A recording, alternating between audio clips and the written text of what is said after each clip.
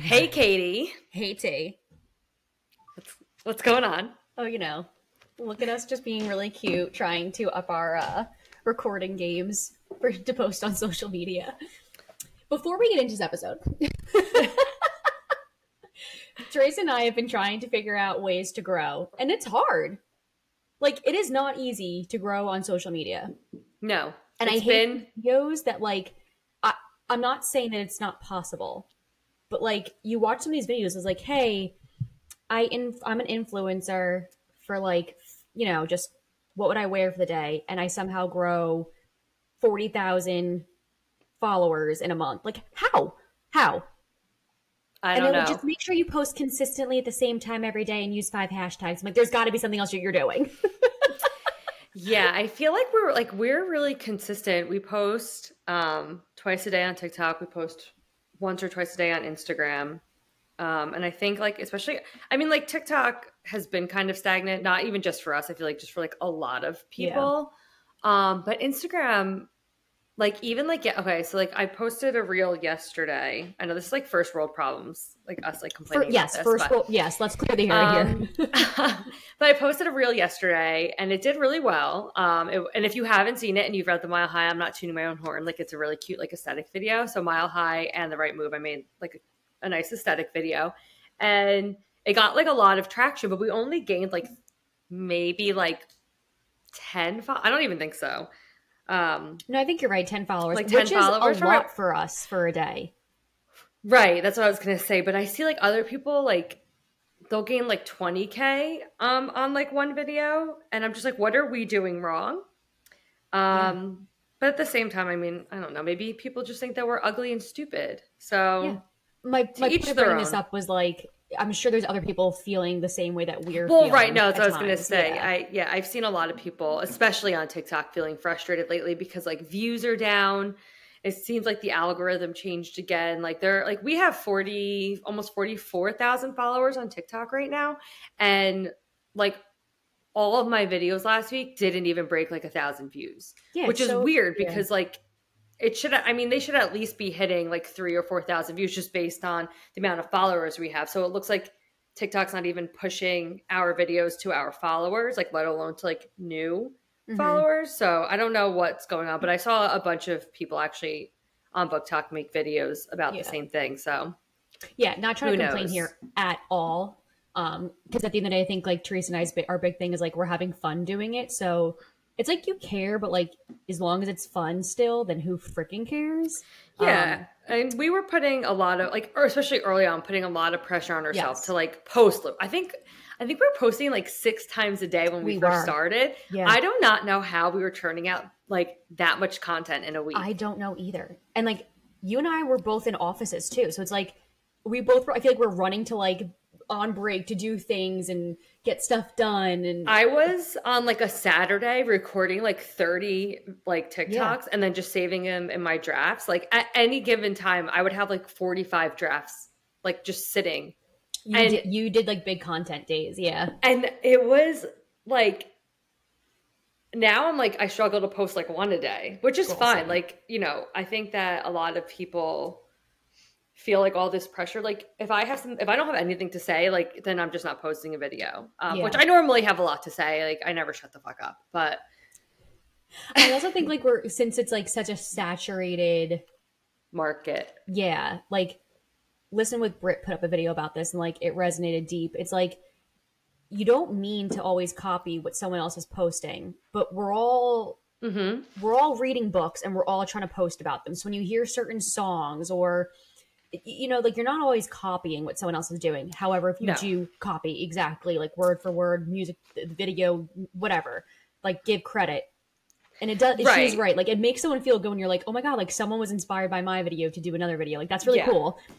I was going to say, if it's just a popular sound, that is super generic, you're going to see a lot of people the same stuff doing the same thing. And that's not copying. That's literally just a very generic, thought. But that was okay, when Taylor Swift, when Midnight's came out and the anti-hero, it's me, hi, I'm the problem, was very viral. So many people on BookTok were making the same type of video, being about spending money and like being on book bans and buying books, and it's like, oh, where'd my money go? And then like, you know, an Amazon delivery. Like a lot of people made the same because it's so relatable. Yes. But like, it's not that anybody was copying each other. No. It was just like a very obvious video to make. But, and like, this is like, this is stupid. And I hate being like, oh, somebody copied one of my videos. But I did make a video like a year ago. Again, this is really dumb. But I found like a new girl sound that like wasn't a viral sound. And I like made like a very specific video to very specific like characters and book series. And then like a little bit after I posted it, it did pretty well. And then somebody who I know follows us did like the exact same video. And like, I don't care. But like, at least just be like, oh, like, saw a BFF book club do this. Oh, it was so funny. Like, also did it. Yeah. It was literally the exact same video. And I was like, well. You know, it is like, we're just such like a, even though it's saturated, I feel like it's a very tight knit community on Book Talk. Yeah. And personally, I think we both feel this way. Like, what's the harm of just being kind to one another? So, hey, if I see someone, you and I recorded something yesterday that I'm going to give credit to and I post it because I liked her video segments. And she does like, I don't think she's from Australia. I think it's New Zealand. I think her name is Kate with like books next to it. And like, she does the series, like he's a 10, but obviously she sounds so much cooler saying it 'cause she got like an awesome accent. But like we did, she's a 10, but like, we're going to give her credit because like I saw her video and I was like, oh, let's just do something similar. But like, it's cool. Like, like, I feel like that's also going to like build friendships. Like, oh my God, like I didn't know you followed me and like you like my videos. Like that's how I take it. That's how I take it too. Yeah. I never get mad like about things like that at all. Like, I mean, if it's very blatant and it's somebody that like, I'm like, we know each other.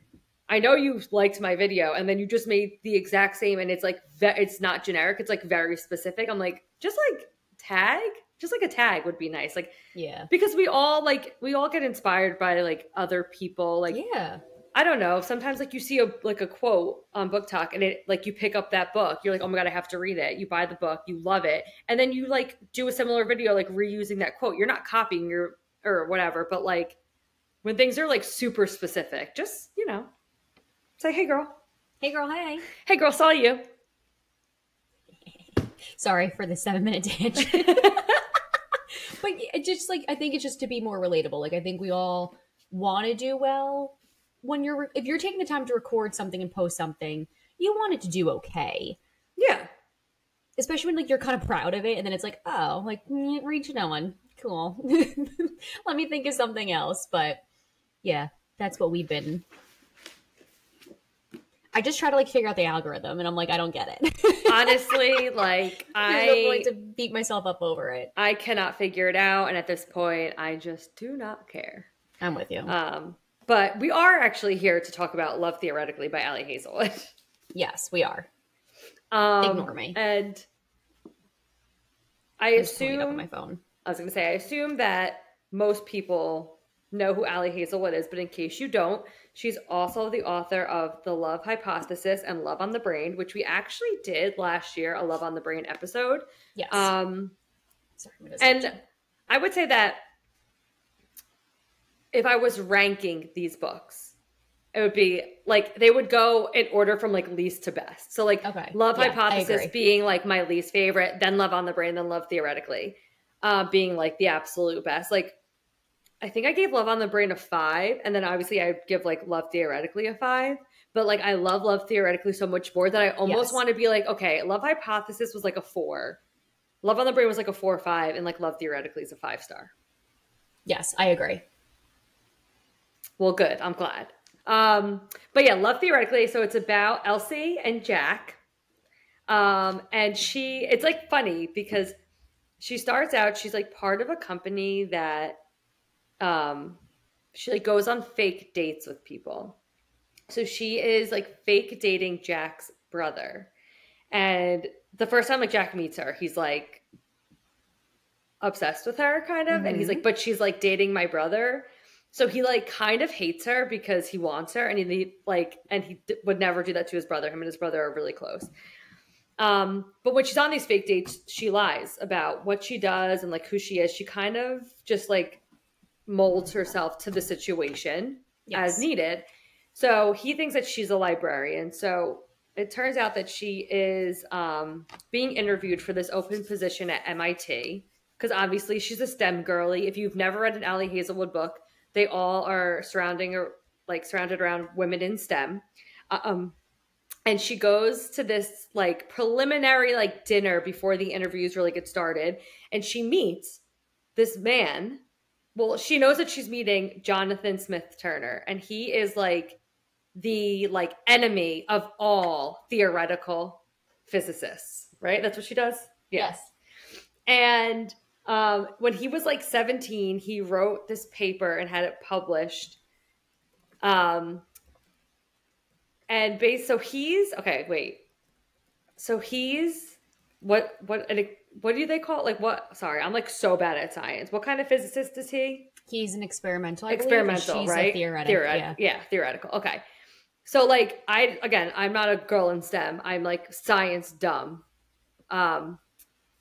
So like theoretical physicists kind of like come up with like ideas, and then the experimental physicists like they actually like, put the theory like to work and see if it can actually be like accomplished.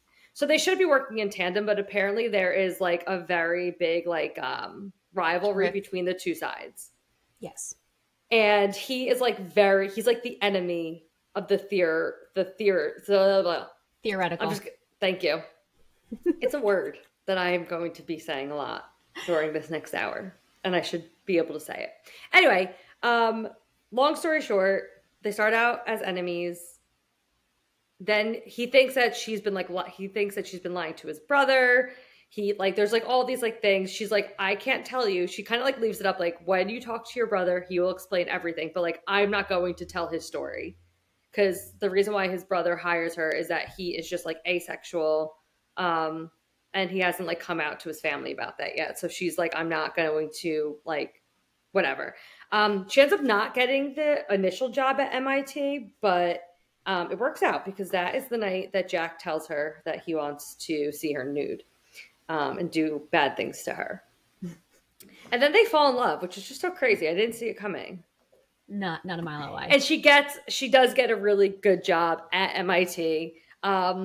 With George, who is a girl, and like they kind of hint at it in the beginning. Like she's like, oh, like blah blah, like Georgina, and then she's like, oh well, like the other like interviewee must be this George. Man George, and I'm like, no, there's not that the coincidence that there's a Georgina and a man. I'm like, George is Georgina, and the reason why I caught on to that because again, I suck at catching on to clues.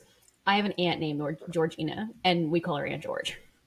So I was like, oh, I read right into that one. I was so proud. I was like, yes. I was just like, there's no way that that's a coincidence. No. Another thing that I love about books, and I've said this a lot, I've said this all the time, is like I always pick up on like little Taylor Swift things in books. And I have a few tabs where I was like, oh, this is Taylor Swift-ish. But then at the end of the book, it says, some people pair wine with cheese. I pair Taylor Swift songs with chapters of my book. And I was like, wow. Because like some of the chapters, I was like, this is giving me like anti-hero. Like this is giving me Mirrorball. Like this is giving whatever. And then I got to the end and I saw that like all the songs that she paired with the different chapters. And I was like, oh my God. Yes, I was right. And if you're a Taylor Swift fan, then I'm a fan of you. So Ali Hazelwood, forever 5 stars in my eyes now. You know what I like? I like that she wrote Elsie. Okay, so when you think of STEM and like what these people have PhDs, like you're talking about first off brilliant individuals. Yeah. But you're talking about what I think a lot of people perceive as an area of science that generates like a larger income. Mm-hmm. However, women in science probably for the most part make less than men. Yeah. So there's that. And then just like Elsie, like here she is with this and there's nothing wrong with being an adjunct professor. So I'm not like saying this, but like they make shit money. They make shit money. So like, and she unfortunately was being guided by her mentor, which like again in science, you kind of need someone to help you like gauge which direction to go, what you should be doing, what areas of research you should be getting into, like things like that. And like she was just given incorrect information because of this one guy's ego. Like he couldn't allow a female to be better than him, and unfortunately, that was Elsie's mother, if I'm not mistaken. Correct? Jack's mother. Jack's mother. Okay, so it just like resonated deep with me when like she does all these side things. Like, so she's basically an adjunct professor at like multiple schools. Yeah. She's fake dating for extra income to pay off her student loans, and I'm like, yeah, like any fucking science degree, like. Like you have, like there is no just bachelor's degree and then you're done. Like it's a bachelor's, it's a master's. Sometimes it's, you know, a doctorate in other different areas. Like maybe it's multiple master programs. Like PhDs take forever.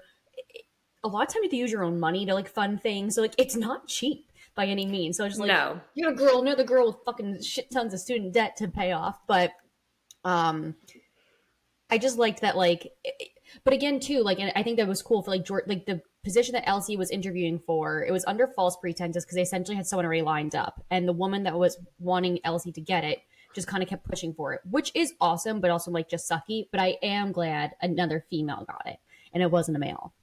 Same, and like Jack tells Elsie a few times that like he says like he thinks that she's brilliant and that she deserves this role, but he's like, but he's like, you're not going to get it. Like it's predetermined basically who it's going to go to. And like the interview's like just preliminary. And I think Monica is the name of the scientist that is pushing for Elsie to get it. And she really, really likes Elsie. But I think like I know like even just working in like a business setting, sometimes like they have to post the role, even though they know who they're going to give it to, but they like, HR purposes, they have to like legally post it and like let other people apply. And like I've had managers be like, if I've applied and showed interest, so like, okay, we already have someone in mind, but we would still love to see you interview to like get a better feel of who you are, because if something else opens up, then like you're top of like our like list and like top of like, you know. Yeah. You're being transparent, but I do think there is a good substance of like why you'd make someone else interview. But if anything too, like even if they were like, hey, we don't have anything open, just like you're saying, there's a position that we could think of maybe in the future for you. But I think it's also good practice back on you as a person as well. Like interviewing is not easy. No. But like Elsie like didn't know that like this was like a foregone conclusion. Yeah. So she like was like really thought, and like she really like put so much time, effort into it. And really thought that she was going to get it because she was like, I'm crushing this. And Jack was like, he didn't like, he like kind of kept hinting at it, but she was like, he's just saying this because he hates me. Yes. There's this quote I just want to really read really quick because I feel like it just kind of like explains Elsie so perfectly. And she says, and this was like the first, like literally this is page 4. And I wrote, everyone is a mirror ball girly, which like I picked up on the Taylor Swift themes immediately. I just want to say that. But she says, I'd give everyone the me they wanted, needed, craved, and in exchange, then they'd care about me. So like she's constantly like trying to be the person that everybody in her life wants her to be. So like she's different. She's like a different person for her mom. She's like a different person for her roommate. And when she's doing these interviews, she like turns on a different part of her personality. But like for whatever reason, like Jack is the only person that she can't figure out. She's like, I don't know who he wants me to be. Mm-hmm. So she just is her authentic self with him, because she's like, I can't tell if he likes me when I'm mad, and I can't tell if he likes me when I act this way or this way. So she just is like constantly just being herself around him. And he is like so smitten by it.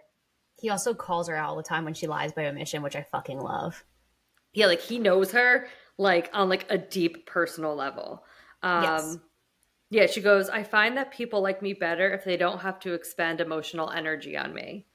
And she's like, that's why I didn't swim at the Smith Labor Day party. Like, because she, so she's a diabetic, and she has the pod. Yeah. So she like hides the diet. I mean, again, like she's fake dating this boy. Like she doesn't need to tell him that she's diabetic, but most people in her life, besides like her parents and her roommate, don't know, because she thinks that if people find out, then like they're either going to like in a science setting, like not want to have her there because, you know, she might be sick, or like she might need to take like time out to like, you know, change her pod. She also, working as an adjunct, doesn't have health care. So she has like a pod that like sometimes just doesn't work. diabetes medicine in general, like insulin is so expensive. Yes. But like, it's sad. Like she tries to just be like whatever everybody else needs from her.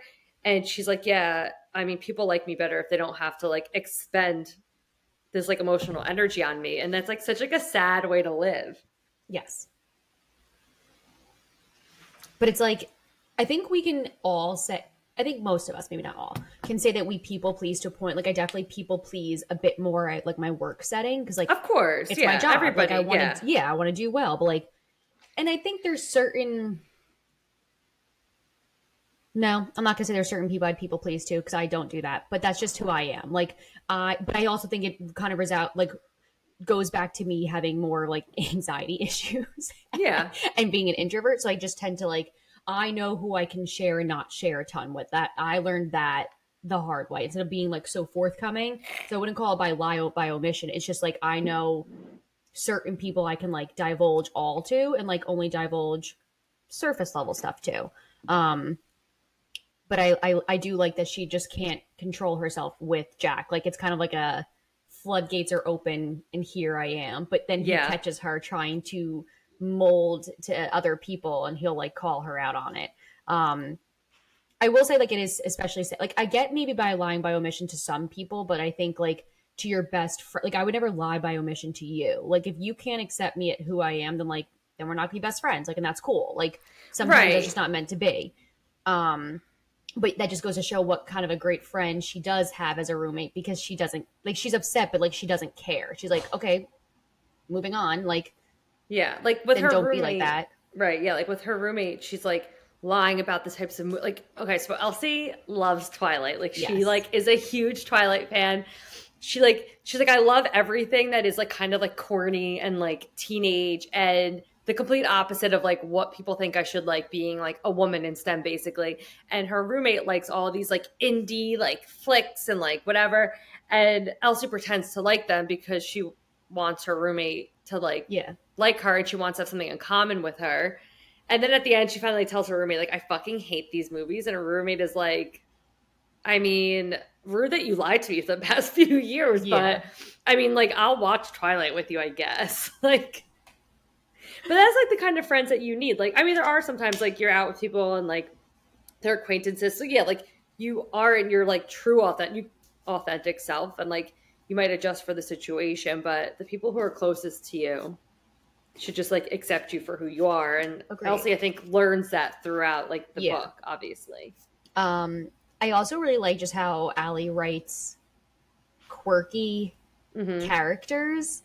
Like, but she makes, okay, so like we're talking stems. Like, I know a lot of the stuff might go over some people's heads in terms of like science, but I don't think she makes it too far-fetched. Like, I don't think anything is like too hard to kind of grasp per se. No, because I'm a dum-dum when it comes to science, and like I understand. Yeah, like, but I think that takes like some seriously fucking insane skill to do that. But I like that how she writes these women who are geniuses that are quirky, but that are so relatable. Yes. Like, if you aren't a science girly, you could still relate. And I have to say it because I had a huge issue with the fashion in Love on the Brain. I was like, I understand she's a scientist and she's like so weird and quirky, but like Bee's fashion in Love on the Brain made my skin crawl. I mean, I'm saying this in my like double XL Ed Sheeran concert tee. Like, I'm not one to talk. I'm also sitting home. I'm not going out. But the fashion in Love on the Brain like made me queasy. And I just have to say that Ali obviously listens to the podcast, because Elsie wore normal clothes. Like, she wore like sweaters and jeans and like sweater dresses. I was a little like weirded out by like her like wearing like thigh-high stockings all the time. But like, whatever. I understand. She's like a teacher. I don't know. She probably it's cold. I'm like picturing like nude colored stockings, and I'm like, no, like 20 some like late 20-year-old girls like wearing like nude colored stockings. I don't think. So I'm just gonna assume that they were black, and so I have no complaints over the fashion choices I mean, I wear black stockings in the winter sometimes. Oh no, same. I'm saying, yeah, blacks, but like nude colored stockings I haven't worn since I've been in like elementary school. I haven't worn nude colored stockings since I was in dance recitals. Right, yeah. So they don't say the color of the stockings. So we're gonna make the assumption that they're black. I'm just gonna say black. They're black, and black with like a cute sweater dress, like going to like teach science. Great, perfect, love it. Knock your socks off.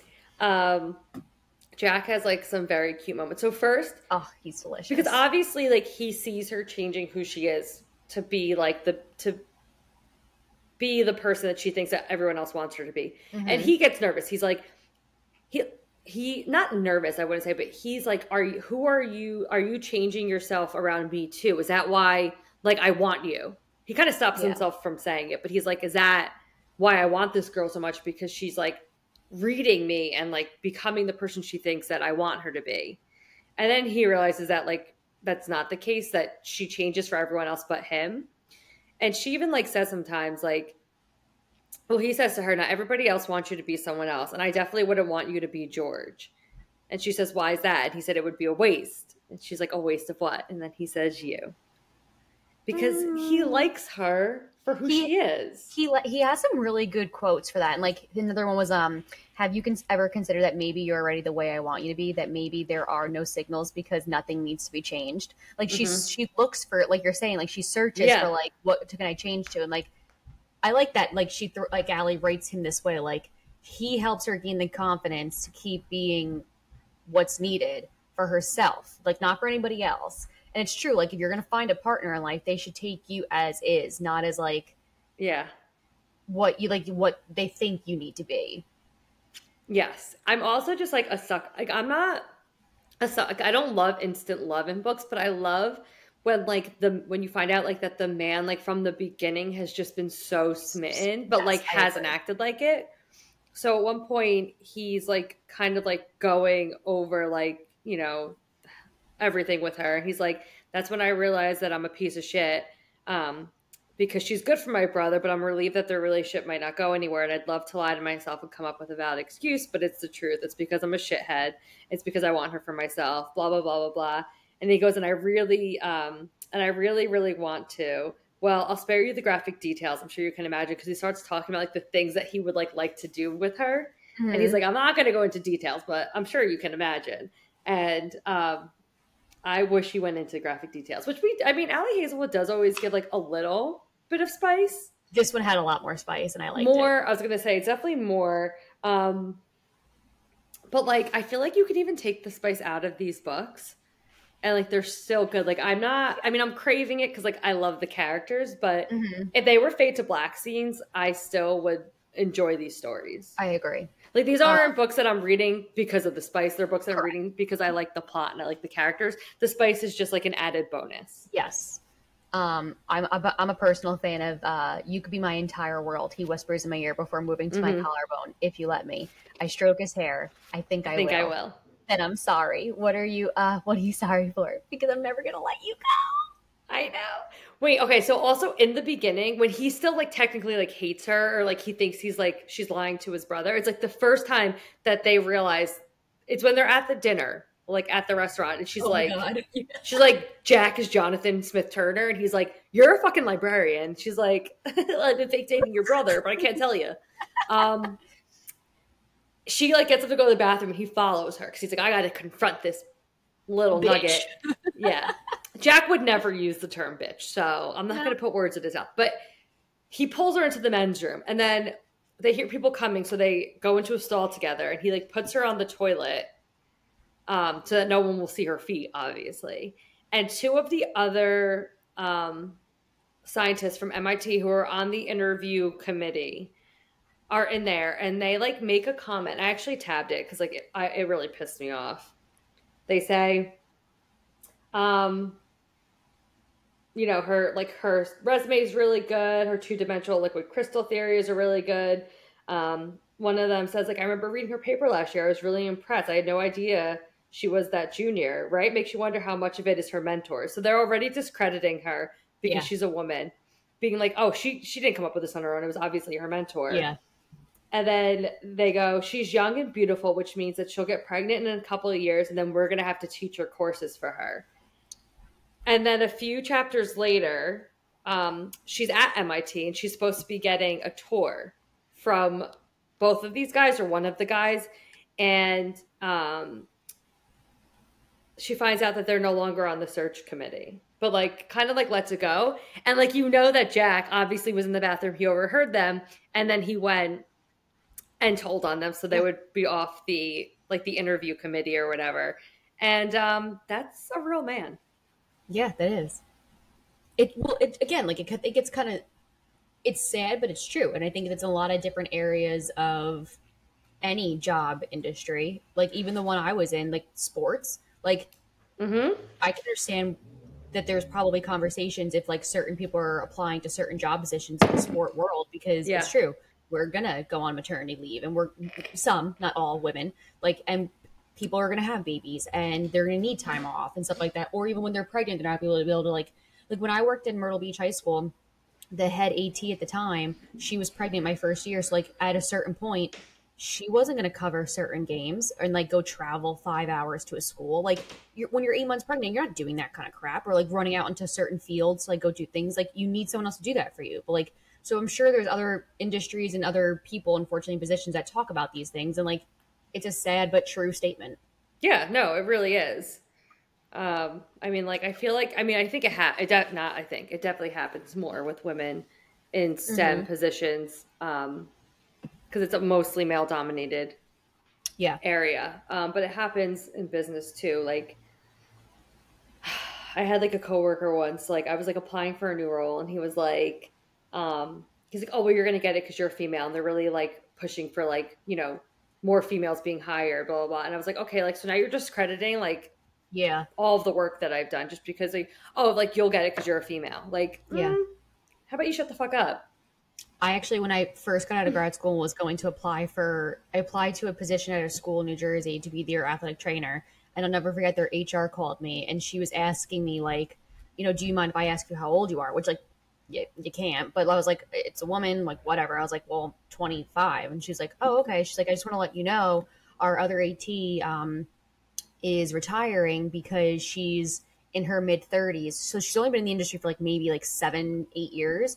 And because of like the hours she had to work and like all this stuff, like she never got to see like her family. And I'm like, thank you. Like, okay, like cool for the heads up. But like, this was like an older woman telling me all this. And, like, I appreciate like heads up, but like but it's a true statement. But it's also like, would you have done this to a guy? No. And there was a woman doing that to me. So it's like, what the fuck? Like, let me do what I want to do. Yeah. No, my dream job. Like, back off. Like, you have no idea. It's so annoying. It is annoying. I keep being like annoying, this weird wave in my hair. Wow, so annoying. Go go flat iron it. No. There's also, so I didn't realize it when I picked the book up. It wasn't until we got the cameo that I was like, oh, Jack is Adam's roommate in the not roommate. Adam's friend in the Love Hypothesis. He goes and he stays with Jack. I remember like specifically the air mattress, like Adam complaining about it in Love Hypothesis, unless I'm just like making this up in my head, but I'm pretty sure. No, I'm all from Love Hypothesis. There's a cameo. Yeah. Well, yeah. And then, so after Elsie finds out that she didn't get the job, there's like a big misunderstanding, whatever. And she ends up sleeping at Jack's. And Jack's like, I'll sleep on the couch. You take my bed. He's like, I have a guest room with an air mattress, but my friend Adam, when he stayed here, complained about it. And I was like, oh. And then Adam and Olive make like a real cameo, and like they're kind of become friends. And at the end, Elsie's roommate like mentions her friend B is going to be in town. Mm-hmm. So like it's cute that there's like little cameos, but when she's like sleeping up in his room, he tells her, he's like, you can like look through my shit basically. And she like looks through his nightstand. She like opens the drawer, and like all that's in there is this like picture. So she goes, in the beginning of the story, she's at their grandmother, who is so funny. I love the grandmother. She's at her birthday party, and like somebody one of the cousins is like taking Polaroids, and it's like a blurry photo of like a bunch of the cousins, and she's like looking straight at the camera, and Jack's just like looking at her, and he kept it. And it's just like cute. I love that. I love the scene with the grandma too, when they went to go visit. Yeah, the grandma is so funny. Yes. And she says, okay, not another Taylor Swift thing, but she, in the beginning, she goes, a coupon for a mud bath, lovely. It'll feel like practice for when I'm lowered into the grave and you all fight over my money. And next to it, I wrote, Siri, play Antihero by Taylor Swift, because like the whole part where she's like, my daughter-in-law kills me for the money. She thinks I left her in the will. And the whole, like, the grandma is like, I'm not leaving my money to anybody. Like, you're all fucking losers. She wants to leave it to Jack, and she's like, but I can't, because Jack will feel bad and he'll just like split it up amongst everyone in the family, and like they don't deserve it. So she like threatens, like she's like, I'm gonna leave it to like, I don't know, like she just like random people, or like donate it all, because everyone, like her like daughter-in-laws and her kids are just like all assholes. Jack and his brother are the only like decent ones. And I love it. I also like I like that like I'm like with you. Like I don't really Insta Love is not my favorite, but I do like that you find out he was smitten from the beginning. Yeah. That kind of stuff I do enjoy. I love the tension and the banter. Yeah. The emails from her students are probably like one of my like favorite aspects of They're this. very, very funny. They're amazing. Very funny. They're terrific.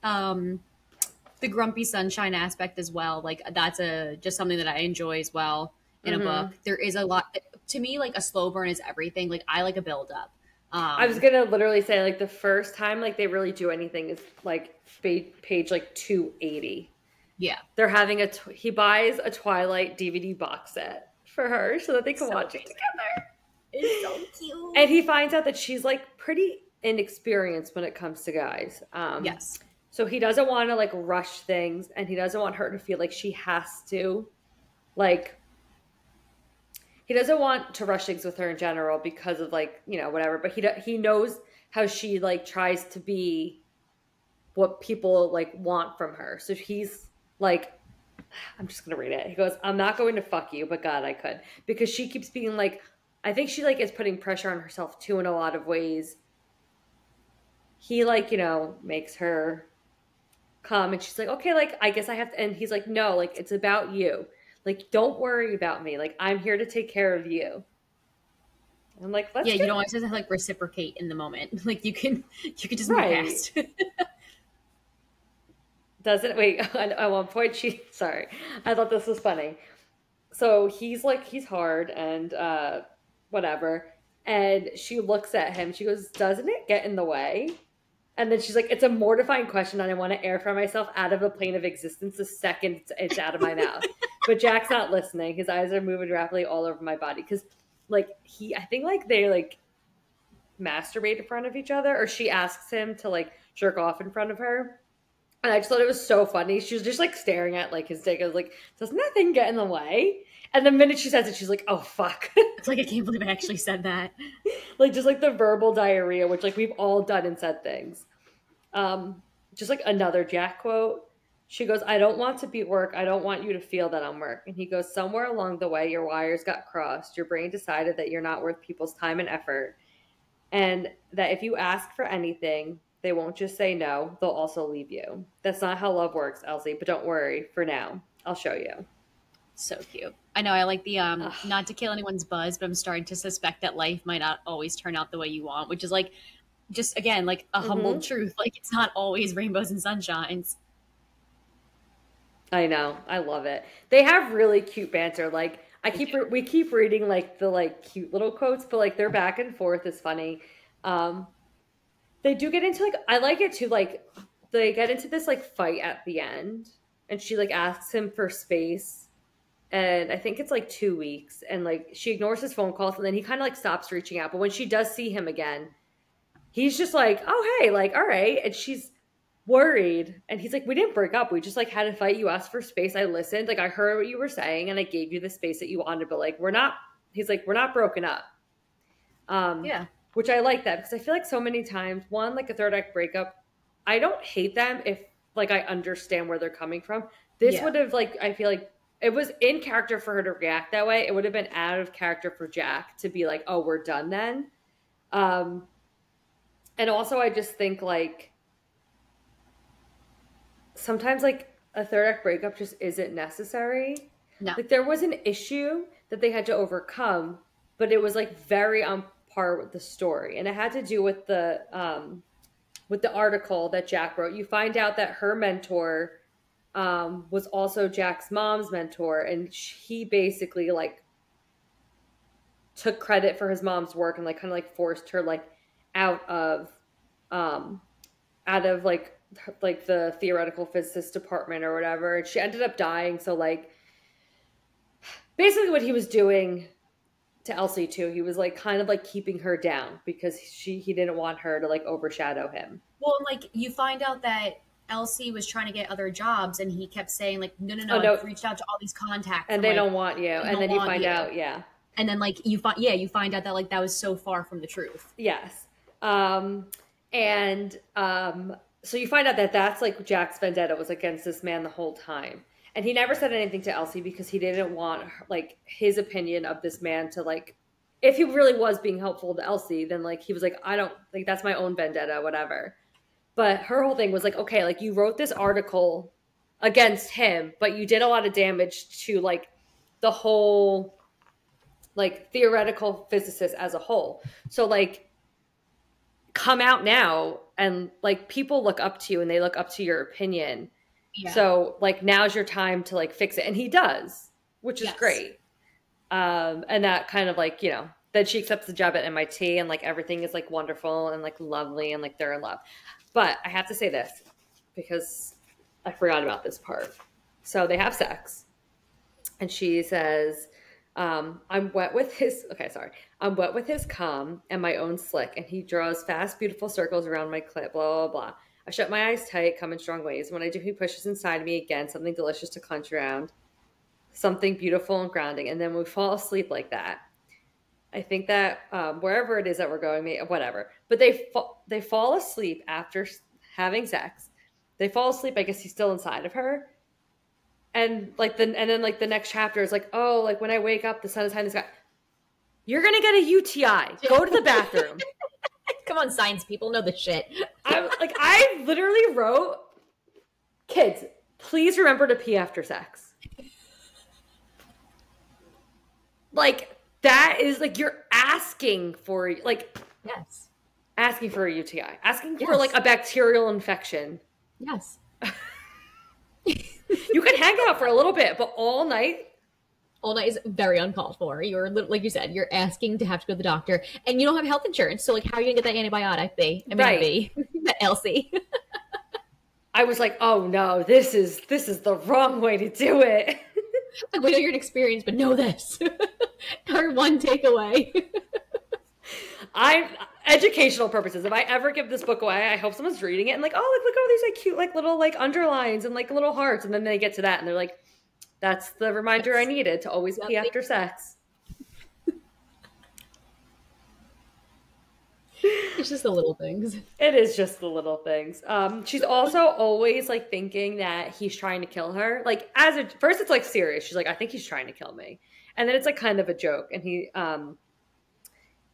asked her like if like he can learn how like I guess she like uses her pod, or how like I guess she changes the medicine out or whatever it is. And she goes, why would you? And she goes, oh God, you want to put high fructose corn syrup in my insulin. Wait, was this a long con to murder me? And he's like, I'm starting to be partial to the way you bypass all rational explanations for everything I say and dash straight to me being an unhinged serial killer. It's amazing. She also says that being with him feels like coming home. And I'm not even going to read it, but there's like a whole like section basically when he it's page 377. And she's like, I hate how you always get under my skin. And he's like, you don't think you're under mine? And like she can't fathom that someone like him would like really be like she just, I think she still like doesn't get it, how he can No, like she's really not, like yeah. her for who she is, because like she's never felt like she's ever been good enough for anybody. Um, and so he like goes on and on. He's like, I want you all the time. I think about you all the time. I'm distracted. I'm bad at work. My first instinct the very first time I saw you was to run away, because I knew that if we'd start doing this, we would never stop. I dream of crazy things. I want to marry you. He goes, I want to marry you tomorrow so you can go on my health insurance. I want to lock you in my room for a couple of weeks. I want to buy you groceries based on what you like. I want to play it cool. Like, I'm attracted to you and not obsessed out of my mind, but that's not where I'm at. Not at all. And I need you to keep us in check. I need you to keep pace, because whatever is going on, I'm here and I'm already like, yeah, I'm here. I'm already here. Basically, like, he's like, I love you. And then at the end, in the epilogue, they get married, and it's wonderful. And I love it. It is wonderful. I have no notes. 5 stars. 5 stars. Like, very Definitely easy 5 stars. Definitely the best of The best of Ali. the 3. Yeah, the best Ali Hazelwood book that I've read so far. Same. I was like under the impression that like the Love series, like Love Hypothesis, Love on the Brain, Love Theoretically, like that this was like the last one. But I just feel like we're gonna get Cece? Yeah, like her friend and Kirk. Good read. Yeah. There's nothing on Goodreads, because I already looked at. Remember, she's writing her right. next book coming out is like a YA STEM, like high school, like lovers type thing. But there's just like a lot of emphasis on her friend, who's also doing the fake dating thing, and this man Kirk. And Kirk is a scientist, and Cece, I believe, is like an English teacher or an English professor. I'm obviously forgetting, but she's something in like, I think she's like something in like the English field. But then she starts working for Kirk. I don't know, but I just feel like there was a lot of emphasis put on those two. So I feel like we might be getting a spinoff of them. I would love to learn more about who this Kirk man is. Same. I hope that that's not his real name. I just can't get behind a man like, and be like, oh yeah, Kirk, give it to me. It's a mouthful. K's are hard. I mean, I say that as like my husband's name being Gil. So Gilbert. It's a lot. That's a mouthful too. But Kirk, I don't know. The double K, it's throwing me off. I'm with you. It's a lot. A lot to unpack right there. But yeah, next week, Spilling the Tea. Then we're doing Lady of Darkness, which I promise I will read this. Today's Monday? I will read it. I'll start it probably over the weekend. That's what I think I might do too. Because, okay. I was going to say, I know that you wanted me to read it first to warn you. I'll read it faster than you anyway. Yeah, exactly. You're going to surpass me no matter what. So Spilling the Tea next week, then Lady of Darkness, then another Spilling the Tea, and then it'll be August, guys. And honestly, like, where's the summer going? No idea. I'm paler than the fucking wall next to me. It's insane. I think it's actually sunny out, so I think that I'm going to hang up when we like log off. Take my book outside. I think I'm going to start, I am going to start The Kingmaker by Kennedy Ryan. So the second book in that duet, The Rebel King, just came out.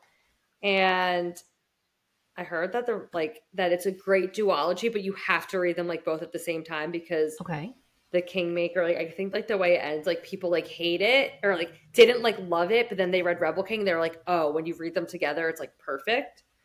So I bought them both yesterday. Do you keep us informed? I'm actually so I finished Rootbound, which was amazing. Yeah. And I've come to realize that I really like country, western, cowboy romances. So I'm on a hunt.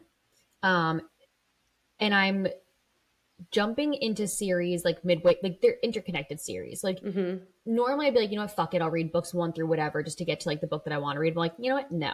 So I actually downloaded this one book. I've never read anything by Anne Malcolm, but it had really good ratings on Goodreads. Okay. It's called Resonance of Stars. It's in the Greenstone Security. It's book 5. So I was like, I'm not reading the first 4. If you love that one, you can go back. Then I can go back. Exactly. I did that with a hockey romance series. I like started with like book 4, I think it was. And I was like, oh, I like it. And then I went back and I actually liked the first 3 way more. There you go. So it worked out.